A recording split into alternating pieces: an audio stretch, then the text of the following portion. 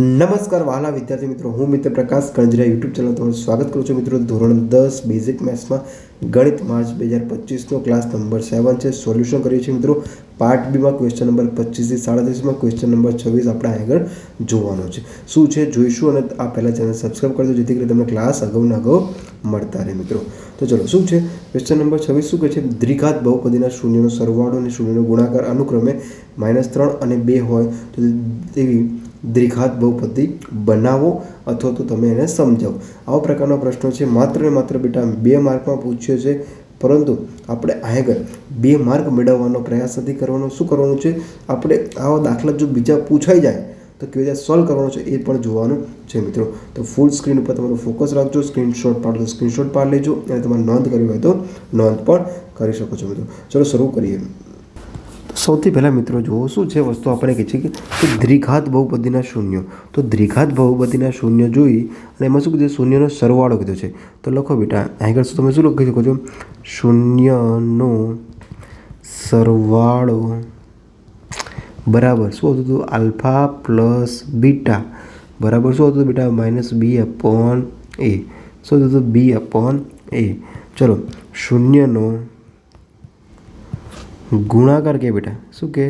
ગુણાકાર કે તો ગુણાકાર બરાબર શું આવશે? Alpha into beta.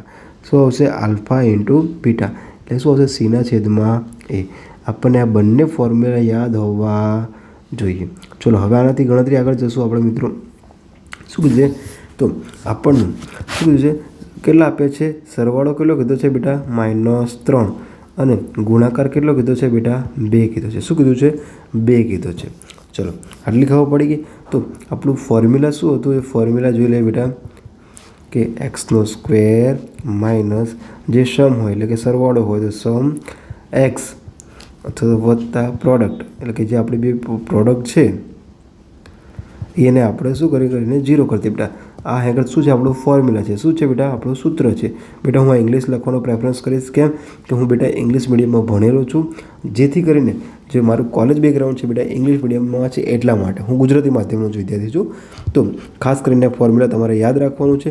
ચલો, તો બેટા ખબર પડી કે શૂન્યનો સરવાળો 3 છે અને શૂન્યનો ગુણાકાર 2 છે. તો ચલો, હવે આગળ સમજો કે સમ એટલે બેટા સરવાળો અને પ્રોડક્ટ એટલે કે ગુણાકાર. તો ચલો, આગળ જે વસ્તુ છે એ ગોઠવીને મૂકી દો. શું મૂકશો? x² માઇનસ સમ એટલે બેટા શું થશે? સરવાળો કેટલો છે બેટા? -3x પ્લસ પ્રોડક્ટ કેટલી છે બેટા? પ્રોડક્ટ એટલે ગુણાકાર કેટલા છે? 2 = 0. આટલી ખબર પડી કે સ્ક્રીનશોટ પાડી લો. તમારે નોંધ કરવી તો નોંધ કરી લો, જેથી કરીને તમને ખ્યાલ આવે. ચલો, હવે અહીંથી આગળ જઈએ. તો અહીંયાથી આગળ જઈએ તો આપણે x² માઇનસ બેટા માઇનસ શું થઈ જશે?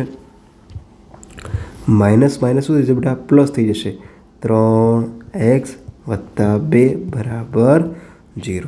ખબર પડી ગઈ આટલી બેટા? તો અહીંયા આ ખબર પડી ગઈ છે આપણને. તો આ રહ્યો જ આપણો શું થઈ જશે બેટા? જવાબ થઈ જશે. શું થઈ જશે? આપણો જવાબ થઈ જશે. શું થઈ જશે? જવાબ. તો બેટા અહીં આપણે લખી શકીએ કે આ જરૂરી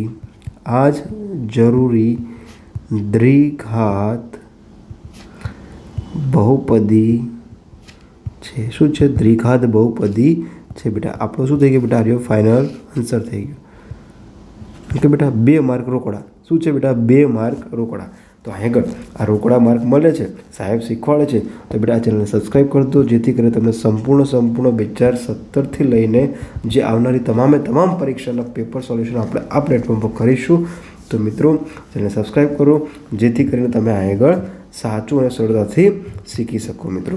તો બેટા ખાસ કરીને તમારે ધ્યાન શું રાખવાનું છે બેટા? કે આ નિશાનીમાં કે માઇનસ પ્લસ થાય, બસ એ નિશાનીમાં ધ્યાન રાખવાનું છે, જે તમને ભૂલ પડવાની શક્યતા 100% છે મિત્રો.